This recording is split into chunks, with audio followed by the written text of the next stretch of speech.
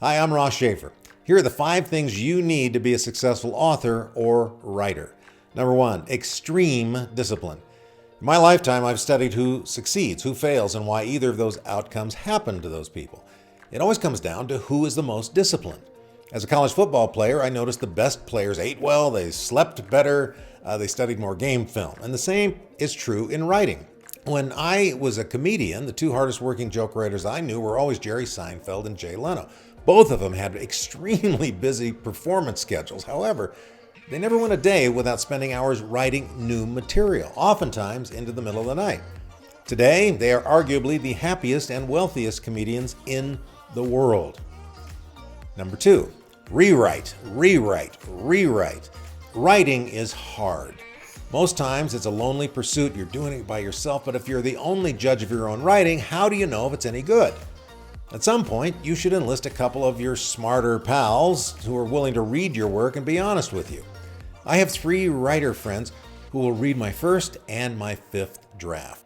They'll tell me when a passage doesn't make sense, or when I've underexplained a core premise, or if I have repeated myself, which happens sometimes, as you know. All I can say is don't trust your first draft to be your last. Number 3, kill your ego. Writers cannot have a thin skin. If you want to be a great writer, you're going to have to risk your fragile ego in order to put your unbridled imagination on paper. Now, in the beginning of my career, I was afraid to do or write anything that would embarrass my father. I admired my dad, and he was the judge by whom I measured any success.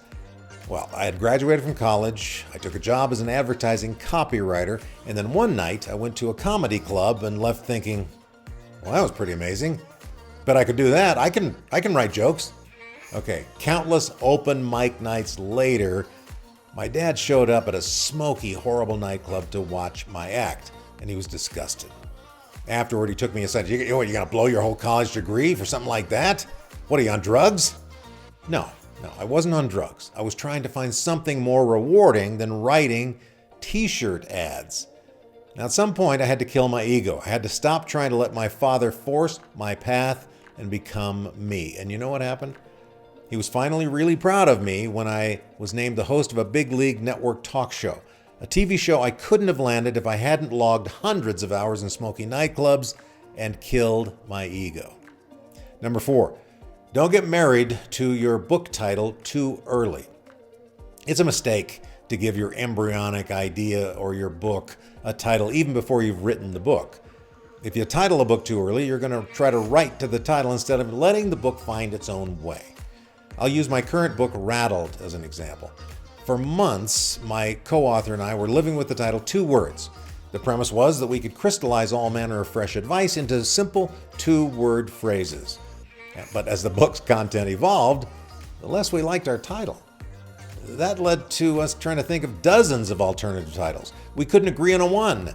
And then we looked at our book through a totally different lens, a lens that made us focus on the real guts of the book. And it wasn't about the 2 words. It was about the trials in life that both of us had managed to overcome. And one word, rattled, said it all.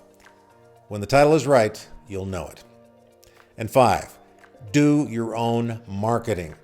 Nobody's going to care more about your writing than you do. So don't expect that some publisher is going to get wind of your book idea and volunteer to turn it into a bestseller.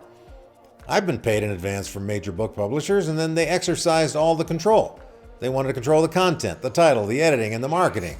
And I've also self-published books so that I could take a chance with my own instincts. And in both cases, if I wanted the books to actually sell, I had to dig in and promote the books myself. That's just how it is. If you don't know how to promote your book, you can learn. The web is full of how to sell books and best author practices, articles and videos. You can also publicize your book on social media if you've got Twitter, Facebook, LinkedIn, Instagram, YouTube, or even contact influencers who will review your book for a small price. But you've got to take the initiative yourself. If you don't, you're going to grow old and tired and sad waiting for those extra books in your garage to sell themselves. I'm Shafer, and these are my 5 things you need to be a successful author or writer.